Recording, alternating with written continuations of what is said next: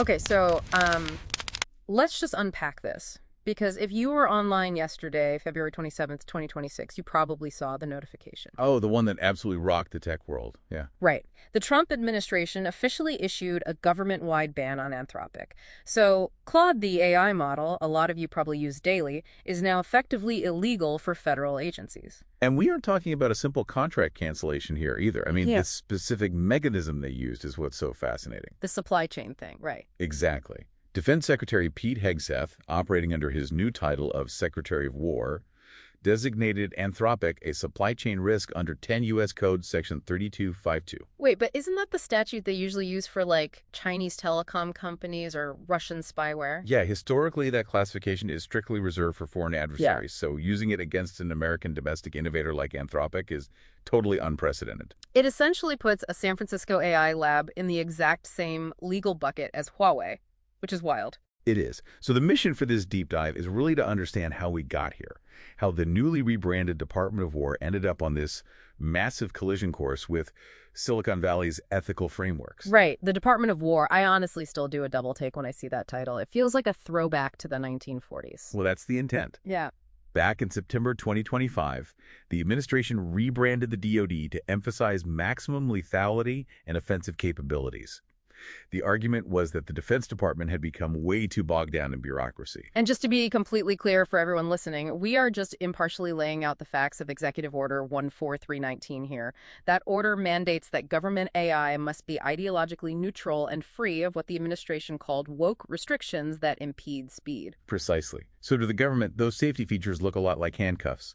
And that is exactly where the conflict with Anthropic exploded, because Anthropic operates on constitutional AI. They have hard-coded constraints. Refusing to let their models be used for fully autonomous, lethal weapons or mass domestic surveillance. Right. CEO Dario Amodei has been very vocal about this.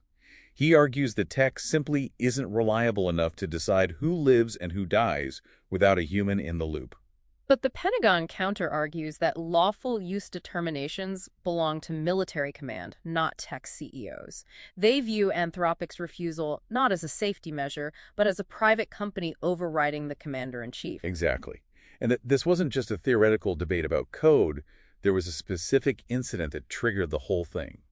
The Maduro operation. Oh, right. In January 2026. Claude was actually used via Palantir's Maven Smart system to analyze classified intel. And that intel led to the capture of Nicolas Maduro, by all accounts a massive operational success. But Anthropic saw the logs later on. Yes.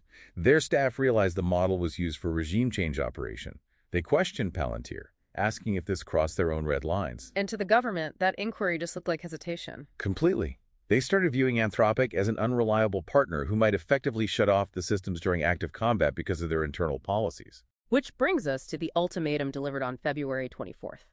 The administration drew a line in the sand, demanding unrestricted use of the models. And Anthropic refused to waive those safeguards. But here is the major pivot. OpenAI took a totally different route. They signed the deal. They did. OpenAI agreed to any lawful use.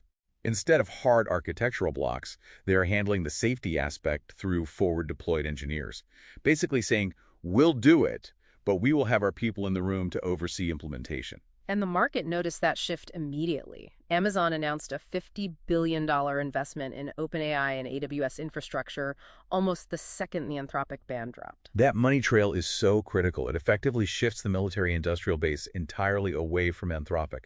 Amazon is building the stateful runtime environment for the military, and they're doing it with OpenAI now. So Anthropic is out and OpenAI is in, but it really doesn't look like everyone in the industry is on board with the shift. Definitely not. You have the "We Will Not Be Divided" letter. That was signed by over 360 employees from Google and OpenAI supporting Anthropic's stance. They are deeply concerned about the precedent.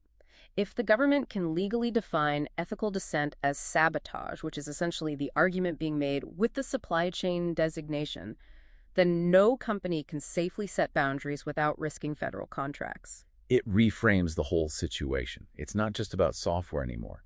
It is about who actually gets to decide the rules of engagement. Connecting this to the bigger picture, it means the soul of AI has basically become a national security battleground. Right. The government is using its purchasing power and legal bans to enforce operational alignment. They are fundamentally deciding that safety cannot impede lethality. It certainly complicates the relationship between big tech and the state for all of you watching this space. It does. And it leaves us with a provocative final thought for you to mull over. If the state can legally classify a private company's internal code of conduct as adversarial subversion, does corporate sovereignty actually exist anymore when national security is invoked?